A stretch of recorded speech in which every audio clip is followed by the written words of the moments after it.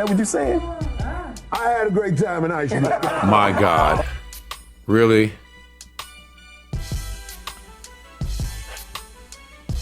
Your words are gonna be your own demise. Wait, we're not gonna go there. We're not gonna go there. The age of consent in Iceland is 13. Did you take advantage of the laws in Iceland? Man, I had a great time in Iceland. You know, you just can't give them gifts afterwards. After you're done with them. You can't give them gifts because that will count as trafficking. So he full on admitted that he did what he did in Iceland.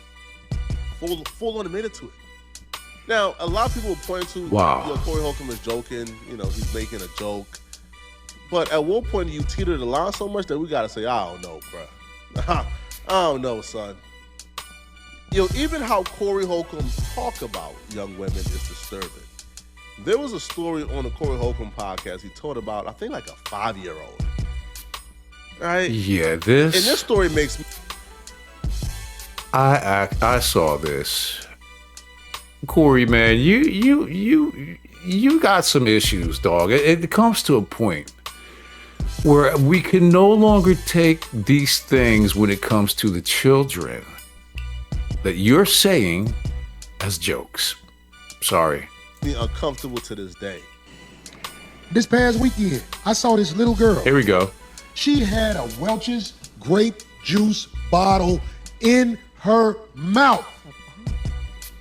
And she was about 5. She had the whole bottle, as far as it'll go, just sucking on it. Walking with her mouth. Somebody said, get that out her mouth. When they took it out her mouth, that baby said,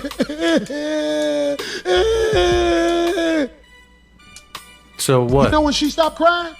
When a man picked her up and put her in her lap and started bouncing with her. Then she stopped crying and was looking like this. I said, that's a...